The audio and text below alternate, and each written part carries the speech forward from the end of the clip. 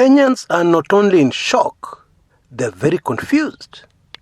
Because for the first time since the handshake of March 2018, close allies of former Prime Minister Raila Odinga are directly attacking the government of Uhuru Kenyatta. And we are really talking big names. James Orengo, John Mbandi. And to make matters worse, this thing started happening shortly after a very controversial, some people say it was a chance meeting, between Kapsaret legislator Oscar Sudi and Raila Odinga. What's going on here? And we're going to analyze that thoroughly, very shortly. Today, we also have a very interesting update on the global crisis. If we were to be completely honest, forget about being right or wrong, and just analyze this thing soberly. Ever since this crisis started, there are just way too many things that make absolutely no sense. Videos being pulled down, Facebook posts being deleted, and we know throughout history, when censorship kicks in, there's somebody somewhere very determined to hide something. That's what history tells us. For instance, during wartime, the government censors information, like defeat in the hands of the enemy. Because releasing such information can have far-reaching impact, on the war effort. So, why is it that some people are so frightened about what other people have to say? And it's not that these people started saying these things yesterday. No, they've been saying these things for 20 years. But now all of a sudden, they have to be silenced. What? Definitely there's something there.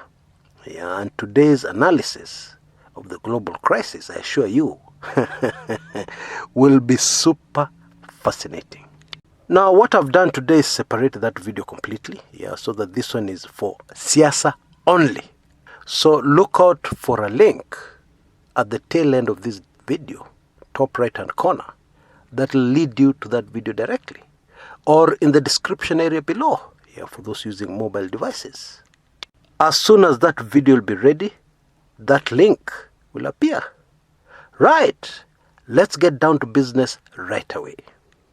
The truth is, we have no way of establishing what Raila Odinga and Oscar Sudi discussed. Well, it is true that Oscar Sudi told us it was no big deal. He was a very close friend of the late Fidel Odinga, son to Raila Odinga, who passed on tragically. And so Bwana Sudi says they were discussing issues to do with the family of the late Fidel. And we are told it was a chance meeting. They happened to be at the same place at the same time. So bottom line, no big deal. Now, to be honest, that is a little difficult to believe. Why? Because we are bang in the middle of this crisis. People don't just meander and wander all over the place so that they can meet by chance. Let us agree that chance meetings are much less likely. Not impossible, but much less likely. Okay? But let's leave that aside. The chain of events that followed this Oscar Sudi Raila Odinga meeting is what is making a lot of Kenyans speculate. Because what we have seen since the handshake is that the ODM brigade have been behaving as if they are more government than the real government. Or they have been behaving as if they are more Jubilee than the actual Jubilee members. Oh yes, that is a fact. Remember the controversial business where the government introduced 16% VAT on fuel. Kenyans expected ODM to resist this move. They didn't. In fact, they supported it. And Kenyans just couldn't believe it. That was the moment when Kenyans realized the handshake was very real. More than real. But now, all of a sudden, after a chance meeting between Oscar Sudi, a leading light in Team Tangatanga, which specializes in attacking President Uhuru Kenyatta's government at the least excuse. After that chance meeting between Oscar Sudi and Raila Odinga, suddenly Raila Odinga's people are criticizing the government, Uhuru Kenyatta's government. Mere coincidence? Well, I don't know. At least I don't know yet. And of course, the other burning question is, have we seen a major shift and change in Kenyan politics, where Raila Odinga is no longer very much in the handshake as he was before? I mean, that's a fair question to ask. Yeah, because when his top lieutenants start firing barbs at his partner in the handshake, at his core principal, and very close brother in the handshake government, surely it is very difficult to believe that there's nothing going on. But since it is so difficult to prove either way what is really going on here, let us take one step back and analyze this politically and look at the possible scenarios that may be unfolding here. That one should be much more productive. And so that we don't lose our way too much, let us start with what we know. We know that President Uhuru Kenyatta and Raila Odinga are in very close discussions. Indeed, some say they are finalizing a kind of government of national unity. That we can very authoritatively say is the situation currently. However, politics, as we always say on this channel, is something which is very fluid. Things can change in a matter of hours, even minutes. And so let's look at one theory, indeed a very scary theory, that is being presented by some quarters. The theory, very unproven, but it's just a theory, is that based on what we have seen, ODM people attacking President Uhuru Kenyatta, and leading lights of Team Tangatanga behaving like they're expecting something to happen, there could be a possibility that Raila Odinga has teamed up with William Samoei Ruto to force early elections. And they want this to happen by the president, throwing in the towel and calling for early elections. That means cutting short his term, his final term. Now, there are many reasons why this theory does not hold any water. Chief of them is the fact that when the president resigns, according to the Constitution, the deputy president takes over for the rest of the term. I have not yet been able to figure out how it is possible for the president's resignation to force a brand new election. And of course, I don't know everything. So maybe you can educate me. Maybe you can show me how this can happen. The only thing that could happen is a possible union, brand new handshake between Raila Odinga and Deputy President William Samoei Ruto, which many close political analysts are ruling out. That is impossible. Although we know in politics, nothing, and I mean nothing, is impossible. So maybe what we need to say is that it is highly, very highly unlikely. In my view, the second theory being presented is the one which is much more likely. Shocking as it is. And that theory goes as follows: that Oscar Sudi warned Raila Odinga about Ruto returning to the fold as powerful deputy president and twin brother to Uhuru Kenyatta, just as it was in 2013 and 2014 and 2015, when the Uhuru-Ruto alliance was inseparable. And so goes this theory. This is the reason for the dramatic about turn amongst Raila Odinga's top lieutenants.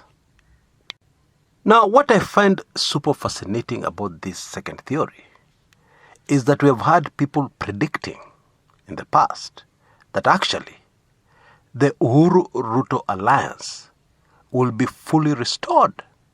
There are some people who have been predicting that for a very long time. But today, let us stay away from predictions and stick to political reality and analysis. Now, one of the things that would be a huge advantage to a restoration of the Uhuru-Ruto alliance is the fact that cannot be disputed that that alliance has the numbers in both houses. It is a bitter fact, but it is the truth. If Uhuru and Ruto alliances came back together today, they would be able to pass anything in both houses very easily without breaking into any sweat. And shockingly, there's another very compelling reason why such a development would be a huge advantage for Raila Odinga. Oh yes, you heard me correctly. It would be an advantage for Raila Odinga. How so? Well, right now, Raila Odinga has a very huge disadvantage if he intends to vie for the presidency in 2022. He has not yet declared, but assuming he's interested, he has a huge disadvantage. And that disadvantage is that he is within government trying to campaign. Now, politically, all over the world, that is always a very difficult thing to do. And that is the reason why, worldwide, it is in very few instances that a vice president has succeeded a president in an outgoing government. Usually, by the time a two-term president finishes his last term, people are fed up with that particular government. And usually they want change. They want to go in the opposite direction. Especially if things have not been going too well. Which is precisely the situation with the Jubilee government. It is no secret that a vast majority of Kenyans are fed up with the Uhuru Kenyatta presidency. And politically speaking, Deputy President William Samoei Ruto has been taking full advantage of these emotions to fight the government is supposed to be in. He has positioned himself successfully as an outsider who wants to bring improvement on what Kenyans have seen with the Jubilee government so far. Now, of course, that sounds ridiculous. Because Deputy President William Samoei Ruto has been key in the Jubilee mess that Kenyans are now very angry against. But somehow, he has been able to convince Kenyans that he'll fix the mess for which he is responsible, at least 50%. Some say 75% responsible. And he has done this by giving the impression that he was not involved in the Jubilee mess, which we all know is not true. But hey, we're dealing with people's emotions. We're dealing with the voters' emotions. Somehow, he has managed to sell that lie to very many Kenyans, a significant number of Kenyans. And so, for Raila Odinga and 2022, a sudden reunion of Uhuru and Ruto would be a political advantage to Raila Odinga. What? I admit all this is very complicated and I hope I've not lost anybody. But the truth is, there are some close allies of Raila Odinga who have been saying in recent days and recent weeks that Raila Odinga should distance himself as much as possible from the Jubilee mess. Because what is emerging is that the Jubilee mess cannot and can never be sorted out, at least not before 2022. And so if 2022 arrives with the handshake still in place, any opponent of Raila Odinga will very easily be able to link him to the Jubilee mess, whether or not he was involved in it. And that is just the way politics works. Yeah, the facts are not as important as perception. The world over, what voters perceive can make or break you very easily. Now, those who support this school of thought have also pointed out to the recent efforts to make changes within the IEBC, fronted by Raila Odinga on one side and Deputy President William Samoei Ruto on the other. Because somebody asked the simple question, if Raila Odinga will be in government by the time 2022 arrives, why should he concern himself with the IEBC? With state machinery on his side, why does he need to bother about IEBC? I'm sure you know what I mean. Because with state machinery on his side, it is unlikely that anybody will want to rig him out. What? You see how convincing that theory is? Now, here is what I think. The union between Raila and Uhuru, or the marriage if you like, is too strong to be broken. However, both partners can sit down and decide to break it with a certain objective in mind. You see, politicians are not as emotional as voters are. You know, voters on one side of the political divide can never, ever join hands with voters from the other side of the political divide. Never, ever. In sharp contrast, politicians can form alliances at the drop of a hat, with their previously bitter political rival. It happens all the time. But having said all that, there's another angle, which is extremely significant, and that is the Kenyan voter. The Kenyan voter has been on a journey since 2017, a journey that is a very steep learning curve. The result is, if we went into an election today, the tribal card would still be there. It would still be powerful. However, it would not be as powerful as it has been in the past. Because people have seen the consequences of electing somebody just because they come from your tribe.